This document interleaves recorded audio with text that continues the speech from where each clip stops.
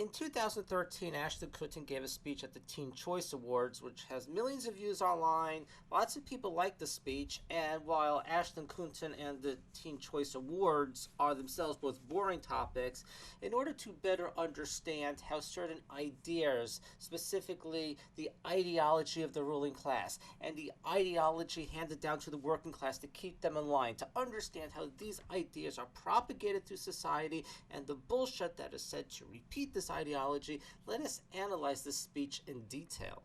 What's up? Oh wow. Okay, let's be brutally honest. This is the old guy award. This is like the grandpa award. And after this, I get to go to like the geriatric home. First of all, I don't have a career without you guys. I don't get to do any of the things that I get to do without you. You know, I thought that, I thought that it might be interesting. You know, in Hollywood and in the industry and the stuff we do, there's a lot of like insider secrets to keeping your career going, and a lot of insider secrets to making things tick. And hear that, everyone? Insider secrets. We're not going to get some derivative crap that we hear from culture all the time, are we? I feel like a fraud. My name is actually not even Ashton. Ashton is my middle name. My first name's Chris. And it always has been. It got changed when I was like 19 and I became an actor. But there were some really amazing things that I learned when I was Chris. And I wanted to share those things with you guys because I think it's helped me be here today. So it's really three things. The first thing is about opportunity. The second thing is about being sexy.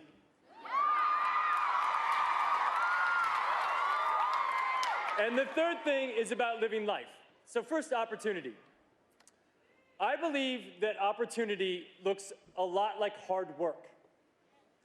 When I was 13, I had my first job with my dad carrying shingles up to the roof.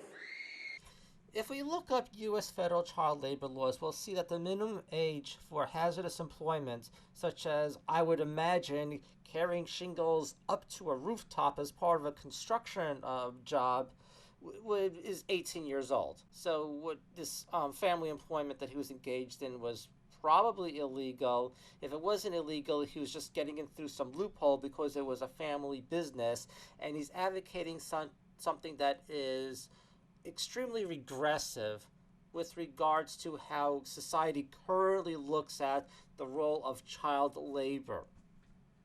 But let's see where he's going to go with this. And then I got a job washing dishes at a restaurant. And then I got a job in a grocery store deli. And then I got a job in a factory sweeping Cheerio dust off the ground. And I've never had a job in my life that I was better than. What does this mean? Shouldn't people who have stupid jobs that serve no social function whatsoever, that technologically speaking aren't needed, but we just have jobs for the sake of having jobs because that's the way society is structured and people are expected to do this job? We're living in a society with a job obsession instead of a fixing problem obsession. If people are upset about this, if they feel that they're better than wasting their time doing this bullshit, well, how dare they? He didn't feel like he was too good for it. He's telling people in an almost belligerent manner to not question the way society functions. He is anti-intellectual in that sense, against critical thinking, against questioning why you should be expected to go in and do this bullshit, against questioning how society functions. He just has it as a given. There's this work to do, and how dare people think that they're too good to do this bullshit. I was always just lucky to have a job. And every job I had was a stepping stone to my next job. And I never quit my job until I had my next job. And so opportunities look a lot like work. Opportunities look like work, and in the context of this speech, work means submitting to employment for money. There are lots of ways to define work, but we can just go by you can only go by the context of the speech. And he's not talking about it in an abstract way. He's submitting to employment for money, because he's not talking about work that he did for no money. None of that counts. It's irrelevant for the speech. And he's basically saying that submitting to employment for money is an opportunity to the next thing, even though that makes no sense. If you get a crappy job at McDonald's, that's not an opportunity to anything. I was a mail carrier for 3 years, which basically means sorting junk mail and delivering junk mail as part of some bullshit advertising delivery person. That's not an opportunity for anything. I didn't get any opportunities delivering mail, working hard, working 45, 50 hours a week after week after week. There's no fucking opportunity in that. So what do you say to the person who's working minimum wage job year after year, decades? Oh, this is your opportunity? Oh, well, and what happens when they're stuck there and their opportunity doesn't come? What are you going to say? Well, you didn't work hard enough?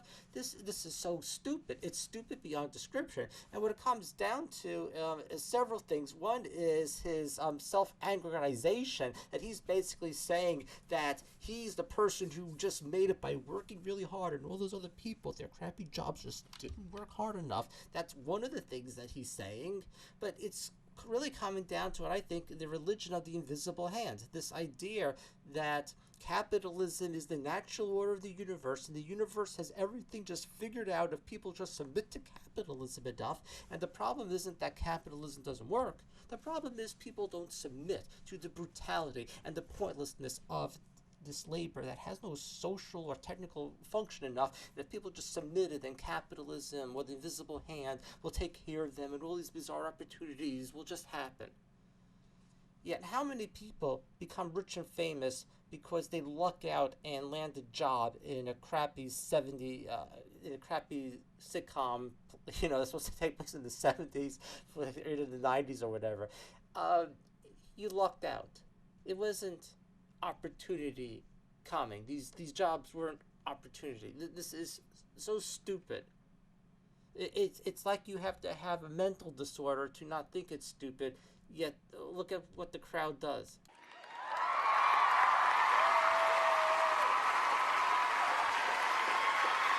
What the fuck are they cheering for? It didn't say anything that made any sense. What is it in this culture that someone just has to talk about how great hard work is and everyone has to applaud and cheer and go along with it?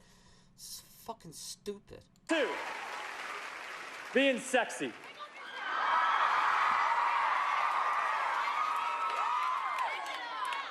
The sexiest thing in the entire world is being really smart.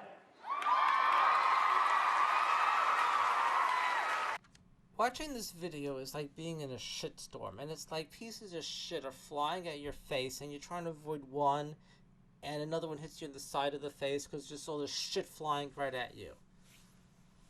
I am quite certain that none of these women in the audience there cheering him are doing that because of the intelligent things he has to say or about his amazing genius or smartness, as obviously he doesn't have any. There's no basis at this point to what this guy is saying. They're cheering him because they think he's attractive, and they like what he's saying because they think he's attractive, not because there's any validity or meaning to what he's saying. They are projecting something meaningful onto someone because he's charismatic and looks good. And being thoughtful. And being generous. Everything else is crap. I promise you. It's just crap that people try to sell to you to make you feel like less. So don't buy it. Be smart, be thoughtful, and be generous. It's hard to comment on this because he doesn't really define what he means by being generous. This is the speech of the hard work labor guy. Just go out and work, and he just wants to see a whole society of people hard at work doing their bullshit menial jobs, yet he says that everyone should just be generous. I don't know what generosity would mean in such a society. and he's trying to act like being charismatic and looking good and talking good, that really doesn't matter. It's that you're a smart person and you're generous, and that's why people are attracted to you and they think you're sexy or something. It's like this. It's like he's inverting something, because the only reason why anyone there is listening to him is because he was born with good looks and charisma. Essentially, that is it. And he's almost like trying to be in a denial that that's why they're cheering him. So he's making up that they're really cheering him because of this and because of that and because of that. And he's telling people, well, you're not really cheering me because I'm attractive. You're cheering me because I'm a smart, generous person. Well, anyway, let's just move on. The third thing is something that I just relearned when I was making this movie about Steve Jobs.